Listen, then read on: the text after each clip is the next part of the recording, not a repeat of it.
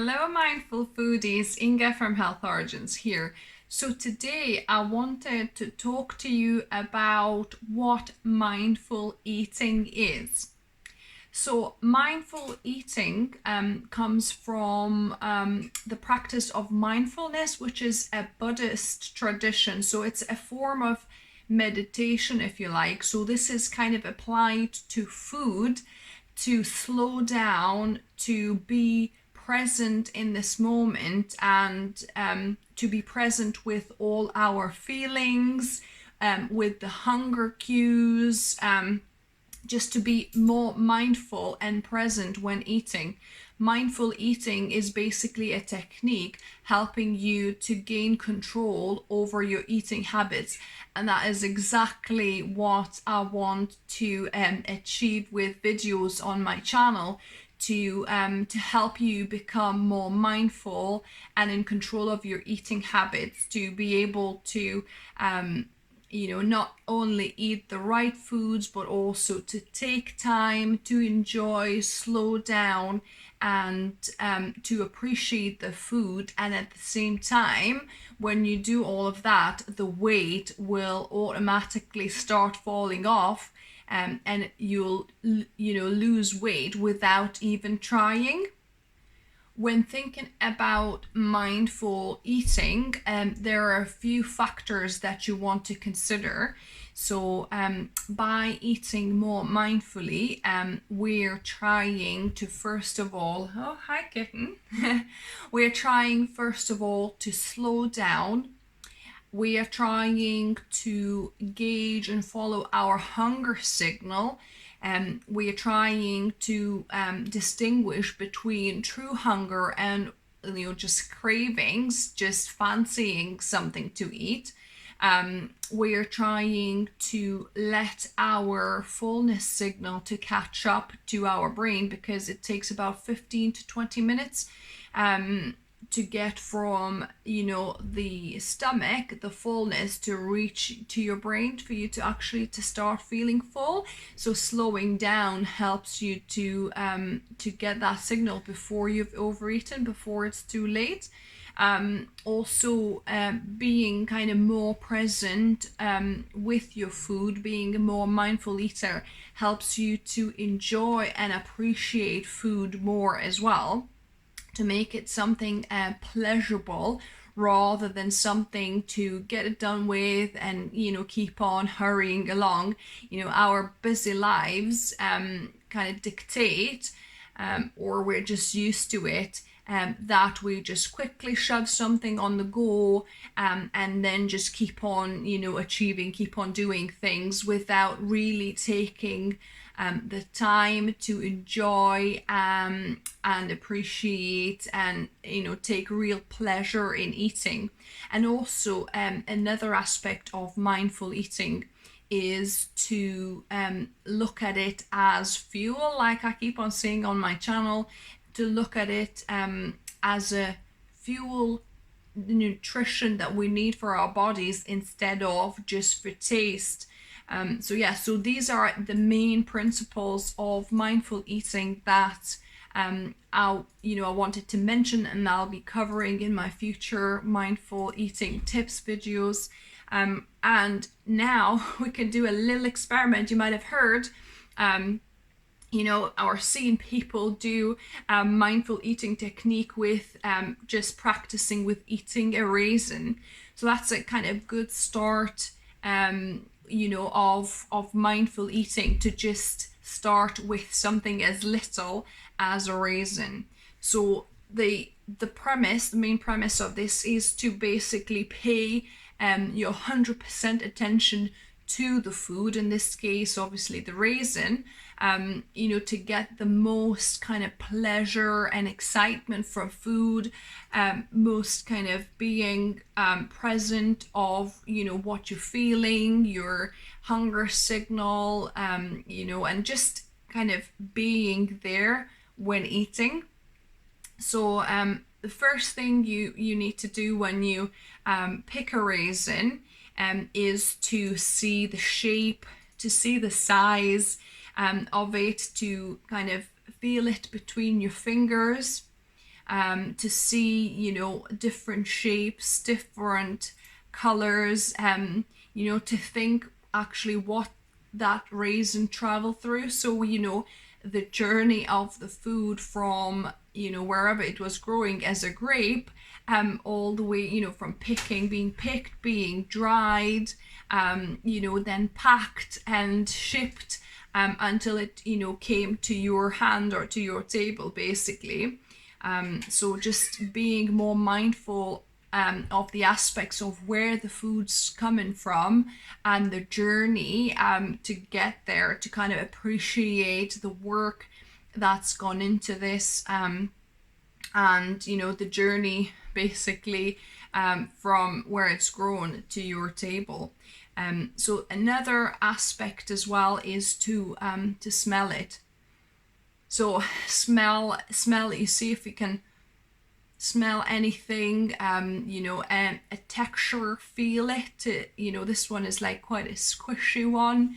There might be like harder raisins, and it might have, just basically try to engage all the senses. So, you know, the taste will do in a minute, but you know, the visual cues, you know, the smell, the sensation of touch as well.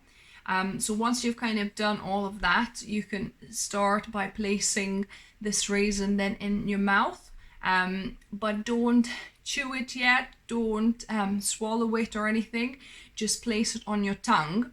And when you place it on your tongue, just kind of, you know, feel the weight of it, like, you know, see what kind of response do you get, saliva piling in, because like for example me, when I'm looking at it, when I'm smelling it, when I'm feeling it, I can feel the saliva gathering a little bit, because I anticipate that kind of sweet taste of this raisin. But you know, once you put it on your tongue, see how much saliva gathers, you know, just feel how it feels like. And then after, you know, a little bit, you know, caress it with your tongue, play with it between the tongue and the teeth, you know, don't bite it yet, but just kind of, you know, play with it in the mouth. And then once you kind of felt it with your tongue, then you can kind of bite it and, you know, taste the taste of it. So let's go and do that. So I'll place it on my tongue first. So I'm feeling it with my tongue. I have it on my tongue, between my teeth and my tongue, and I'm just kind of really feeling it before I bite into it. And then once you finally bite into it, take your time. I'm just doing this for quickness, but take your time, really savor that sensation on your tongue, that, you know, the texture you could feel. And then once you bite it, just register all the taste, all the sensations that you get from, you know, like that sweetness, a bit of maybe, you know, kind of maltiness of it almost, and just whatever sensations you feel, and you know, feel like how much saliva gathers to your mouth, and then, you know, chew it, and feel like what kind of sensation again you feel from chewing it. Chew it well until it becomes like a puree almost, and then once you've chewed it, then, you know, slowly swallow it as well. So all basically feel the range of all of the sensations, from seeing it, touching it, smelling it, you know, examining it, how it looks like, thinking about its journey from when it was growing as a grape, and how the sun ripened it, how it was dried out and packaged, and all the trip and journey to get to your you know, to your table or to your shopping basket, and now onto your hand. So kind of just, you know, thinking about food and thinking about the nutrition it brings you, because obviously this is a dried fruit, this is really nutritious and good for you. So just thinking about all these aspects, and also then once it's in the mouth, tasting it, properly, feeling it on your tongue, the weight of it, the texture between your tongue and the teeth. Then when you're biting it, all the flavor that's coming out, the texture once you kind of chewed it a bit, and then the sensation of the saliva gathering, and then finally swallowing. So like just the range of all the taste and all the sensations from the start to the end. So that's kind of like your raisin mindfulness eating practice. So that could be like your first practice, but then this also then transfers to eating all other meals like that same way. So just looking at the food, smelling the aroma, seeing any textures, thinking about how it got to your table, whatever you're eating, and that's when eating plant-based comes into its own effect as well, because if it's plant foods, that they've just been grown and ripened and picked for your table, whereas if you're still eating animal products, you should be really mindful that there was animals slaughtered and suffered for this, how much actual pain and suffering there's in that food. So that's why I would never go back to eating animal products, first of all, because I know that it's not good for our bodies. Our bodies are not made for eating animal products. But second of all, because I know how much suffering and pain is involved in, getting an animal product from the farm, to your table and to your plate. So a lot of people are quite detached and don't realize like the journey of the food, because we get it packaged up and put nicely, the cheese, the milk, whatever it is, but we don't realize how much suffering and pain animals and torture animals have to go through to get to that kind of end product, and it's all induced by us.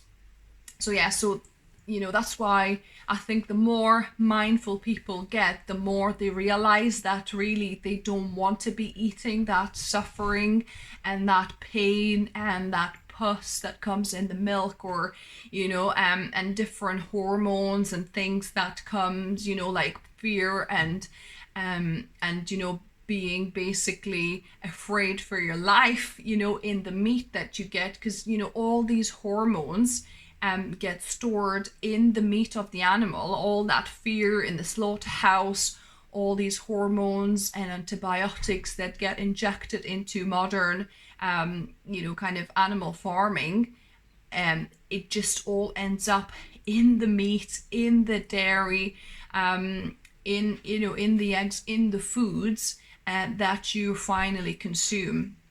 So that's kind of what I wanted to mention about mindful eating, and that basically it's a philosophy to be more aware of what you're eating, how you're eating, and to help you to slow down, appreciate your food,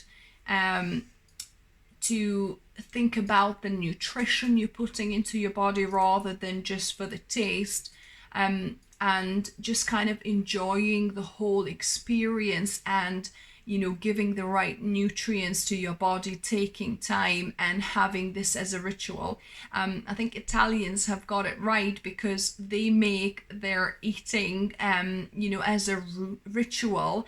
They eat for an hour or 2 hours. Their lunches or dinners are quite drawn out. They take time, they enjoy little bits with a bit of conversation, and just kind of present and enjoying tasting the food. So I think we need more of Italian in our life as well, to make time for food and make time for appreciating and giving those nutrients to our bodies every day, because we eat at least normally 2-3 times a day.